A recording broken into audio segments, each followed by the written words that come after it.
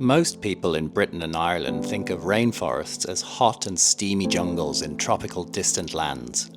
But we have our own rainforests here. There's just not a lot left of them. One of these tiny fragments lies close to where I live in northwest Scotland, and it's something of a paradise for moisture-loving plants and animals, drenched and dripping with water throughout the year in a protected mountain gully. Come with me as we take a look inside. My name's Feargus, and this is the middle of nowhere.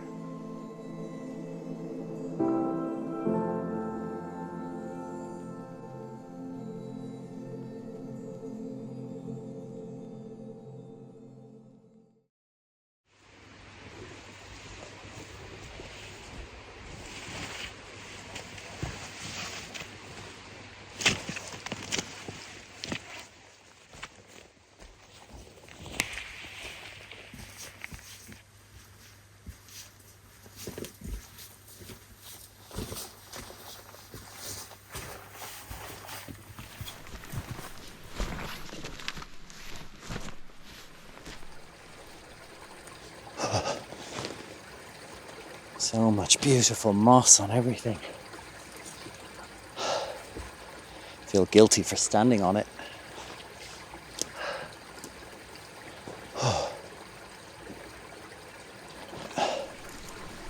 Big tree fungus.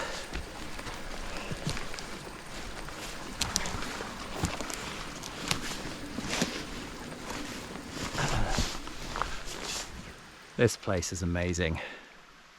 I first found it a couple of years ago, not too long after we moved up here, just by looking from the side of the road and seeing that there was a gully which was completely filled with forest, and it caught my eye so much because it was autumn and the colour was just beaming out of it. What makes it particularly special is that it's a kind of habitat which most people haven't even heard of in Britain, although it's becoming more talked about these days. This is a rainforest. It's a remnant fragment of a temperate rainforest. So as opposed to rainforests which we normally think about in the tropics, these forests you find at temperate latitudes where it's much cooler.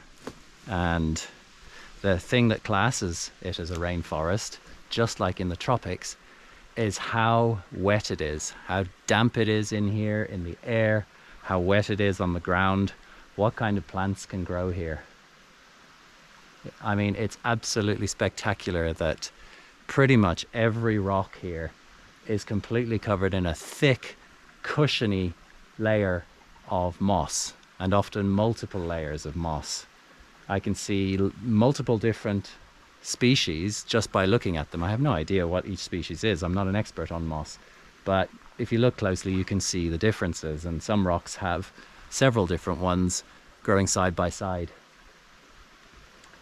I was inspired to make this video because I've been reading a book called The Lost Rainforests of Britain by Guy Shrubsole. I would certainly recommend it. That's what I'm reading at the moment, and I didn't have time this week to go for a camp, so I thought I'll come here and show you this absolute little gem which is just down the road from me.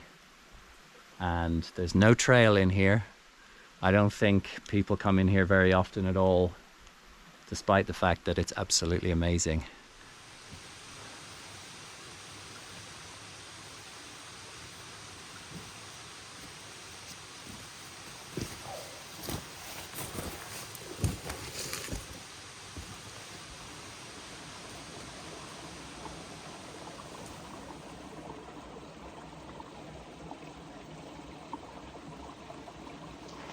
This unassuming, leafy-looking thing is lungwort, and thanks to Guy Shrubsole's book, I have learned that this is a really good indicator that the air here is very clean, because a lot of this disappeared from the whole west of the country during the Industrial Revolution and has never come back, and also that at least some of the trees in this gully are very old.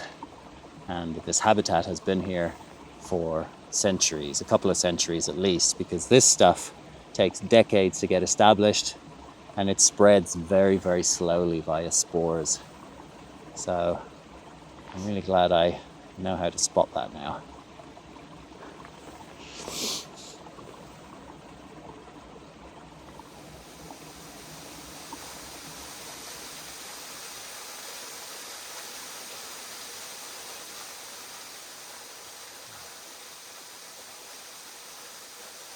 Not bad, eh?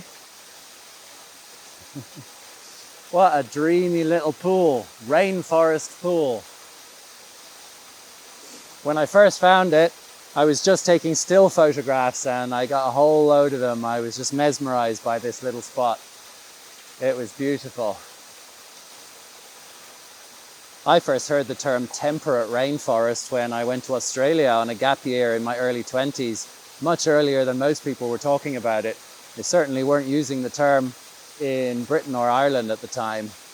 And when I went to Tasmania, the island off the south of Australia, and saw the temperate rainforest and the scale of it for myself, I had this niggling feeling in the back of my head when I got back to Ireland, where I was living, where I grew up, that the bare hills were just not quite right. And it isn't. I mean, the reality is the reason that you only get tiny little pockets of this forest in Britain today and in most of Western Europe where wet rainforests would have grown is because of human activity. So humans probably started clearing the forests 2, 3, 4,000 years or so BC, and then, you know, gradually, piece by piece, because at the time, just like if you go to a tropical rainforest, it would have seemed endless, that you couldn't possibly do any real damage to it. And people just treated it as disposable to make space for pasture and growing crops. So most of the rainforests in Scotland and the rest of Britain and in Ireland were already gone before anybody had a chance to actually record them in written records. So to me, it's just a no-brainer that there should be a lot more wet forest, rainforest, along the west coast. I've spent quite a bit of time in Tasmania, as I said, New Zealand, the west coast of North America, up the northwest, Chile, all of these areas where you get wet, moisture-filled weather coming in from the ocean, producing this incredibly wet set of circumstances which supports these kinds of ecosystems. The good news is that they are coming back. They're coming back slowly. If you go up out of this gully, you won't see an awful lot of trees above the level of the top of the walls. That's where clearing is far too easy, and the trees have been gone. But actually there are a few popping up, because around here there have been deer fences erected in order to massively reduce the number of deer that are able to browse, and the rainforest is slowly coming back. There are young birch forests along the road that leads up here. And there are policies in place for encouraging the regeneration of the forests. And that gives me a sense of hope for the future of these places, because it is so magical to come in here. Everything is just so wet. It's not at its best right now, because obviously there's no leaves on the trees. It's January. But if you come here in late summer or autumn especially, it's just a dream. It's like a paradise.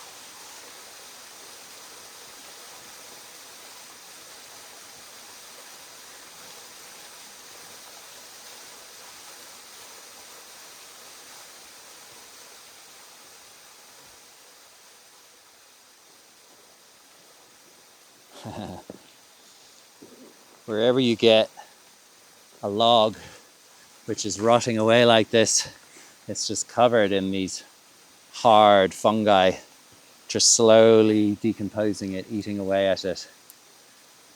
It's really cool. I've seen them in other places and they can be as big as dinner plates.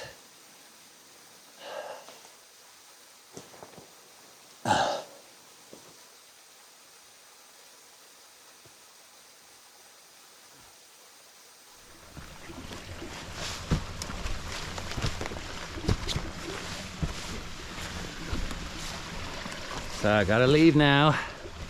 My time here is up, it's short. What a beautiful spot. And it makes me optimistic, as I said, for the future, that if things go according to plan, there should be more of this sort of habitat in the future, a lot more. So if you're a regular watcher on the channel, by the time this video goes out, you're watching it straight away, I will be somewhere in the desert. So please leave comments and I will get back to you when I emerge from my wilderness exile, which will be in a few days' time and at most a couple of weeks. Give the video a thumbs up, and if you know anybody who's into this sort of content, please share the channel. That would be great. In the meantime, for anybody who has subscribed recently, there's a whole load of stuff in my older videos. So I hope everybody has a lovely couple of weeks, and I am hopefully carrying enough water to get through the next few days. In between, I should say, now and the time that I post the videos from the desert, I am putting up a couple of videos from my archives, because there are things that I filmed and put quite some effort into filming before I ever started doing YouTube videos. So let me know if you like those too, if you haven't heard from me in the next couple of weeks. For now, I'm going to leave this beautiful gully and emerge back into the relatively bare slopes of the Northwest Highlands. Have a good one, people.